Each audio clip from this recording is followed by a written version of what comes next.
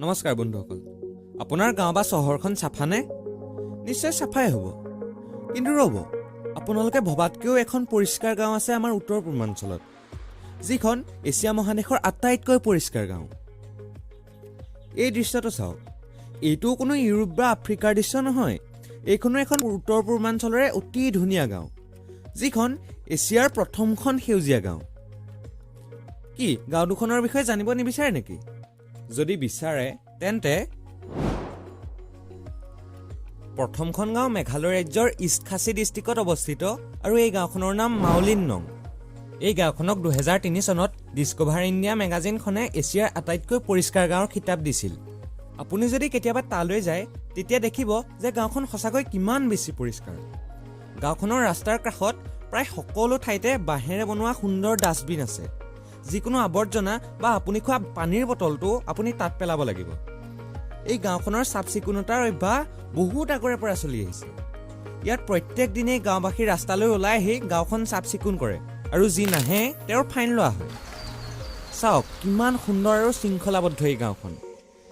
এই গাঁওখন চাফ চিকুণ হোৱাৰ উপৰিও সম্পূৰ্ণ পৰিৱেশ হিতৈষীও। ইয়াত প্লাষ্টিকৰ বেগ সম্পূৰ্ণৰূপে বৰ্জনীয় আৰু ভাৰতৰ এইখন একমাত্ৰ গাঁও য'ত প্ৰত্যেক ঘৰতে শৌচালয় আছে।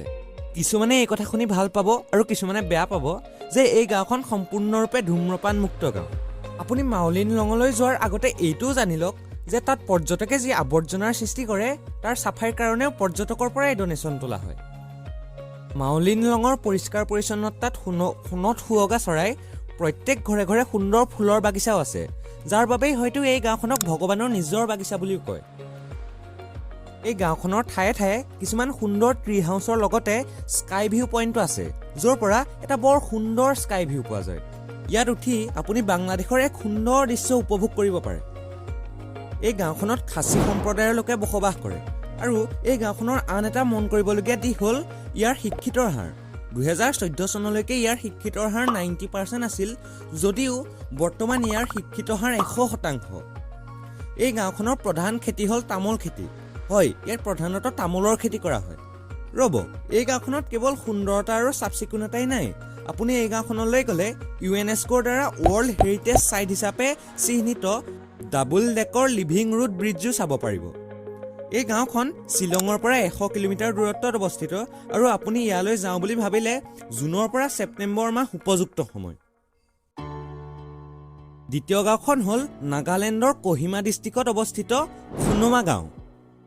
এই গাঁওখনো এছিয়া মহাদেশৰ প্ৰথমখন সেউজীয়া গাঁও। এই পাহাৰীয়া গাঁওখনলৈ গ'লে আপোনাৰ উভতি আহিবলৈ মনেই নাযাব।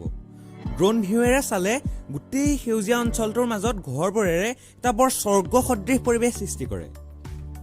এই গাঁওখনত আগতে খুব চিকাৰ হৈছিল, গছ কাটিছিল, কিন্তু যেতিয়া এই গাঁওখনৰ মানুহে বুজি পালে যে ইয়াৰ ফলত আমাৰ পৰিৱেশত বহুত বেয়া প্ৰভাৱ পৰে, তেতিয়াৰ পৰা ইয়াত চিকাৰ আৰু গছ কটা কাৰ্য সম্পূৰ্ণৰূপে বন্ধ কৰি দিয়া হ'ল। এই গাঁওখনে প্ৰকৃতিৰ বৰ যতন লয়, সেয়েহে চাগৈ প্ৰকৃতিয়েও তেওঁলোকক প্ৰতিদান হিচাপে ইমান এটা সুন্দৰ পৰিৱেশ দিছে। সুন্দৰ পাহাৰবোৰৰ লগতে সেউজীয়া খেতি পথাৰবোৰেৰে সৈতে এনেকুৱা এটা পৰিৱেশ সৃষ্টি হয়, তাক মই আপোনাক এই ভিডিঅ'টোত বুজাব নোৱাৰিম। আপুনি নিজে গৈ চালেহে বুজি পাব।